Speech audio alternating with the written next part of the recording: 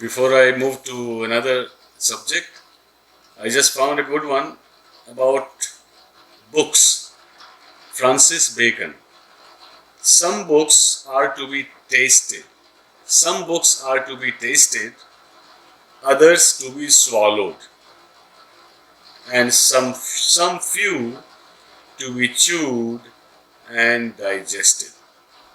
So there are three kinds of books. Some are to be tasted. Slowly, you are tasting and enjoying. It's a pleasant reading and pleasant boosting your knowledge and perhaps entertainment or recreation. Some books are to be tasted, others to be swallowed, which means it may be simple, easy reading, like a story or novel, and you just go page by page and see what happens next, and you want to finish the story, and quickly you read it, you're done with it, move on to another book. That's books to be swallowed. And some few to be chewed and digested. In other words, those few books, you cannot simply read page after page. You have to read a paragraph, pause, close your eyes, assimilate what you read, understand it, and only when you have understood that part, then you move to the next section, next paragraph. It's a slow reading, but those kind of books are the real books that, in the long run, enhance your knowledge and understanding. It's not quick reading or just tasting and enjoying. Okay, those are nice, fun. But when you chew and digest, it transforms you.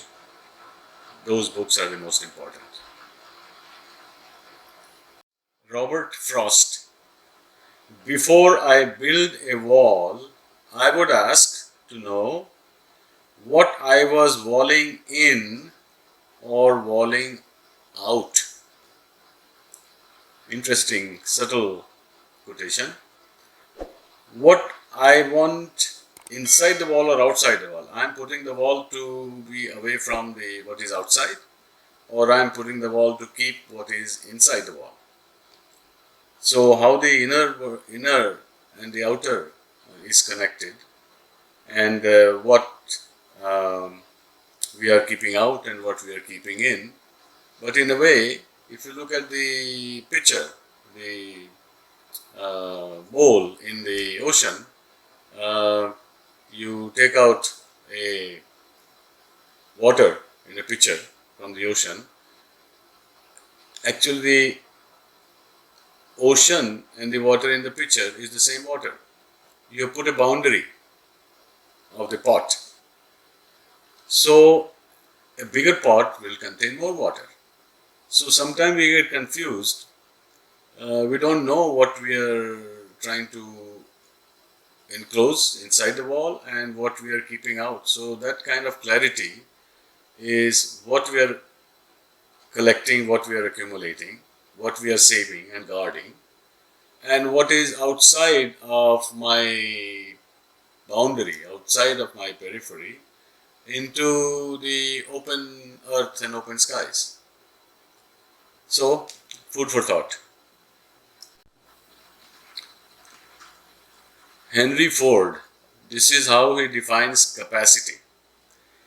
I am looking for a lot of men who have an infinite capacity not to know what cannot be done. Simply put, there is nothing impossible in the dictionary. That word should be removed. So, what cannot be done is not of interest. So the quotation says, I am looking for a lot of men who have an infinite capacity not to know what cannot be done. Thomas Edison says, if we did all the things we are capable of doing, we would literally astound ourselves. Which means we often underestimate our capacity. But if we utilize our full capacity, which is usually more than we imagine, then we would surprise ourselves by our capacity. If we did all the things we are capable of doing, normally we do much less than what we are capable of.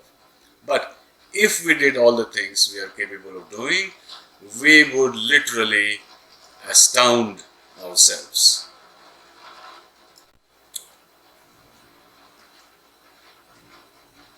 Dhananjaya Kumar is saying this: our infinite capacities are limited only by our finite imperfections.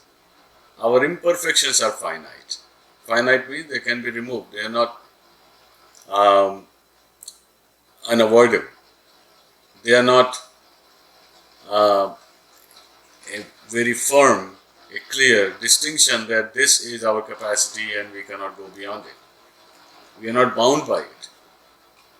So, our infinite capacities are limited only by our finite imperfections. Finite imperfections means these imperfections are limited. They are assumed to be huge, but they are limited imperfections. They are finite, they can be removed. And when they are removed, our capacity becomes infinite. Our capacity is limited only as long as our imperfections are artificially inhibiting us. So let's be free from imperfections, recognize them and remove them, then we'll have infinite capacities. Thank you for watching.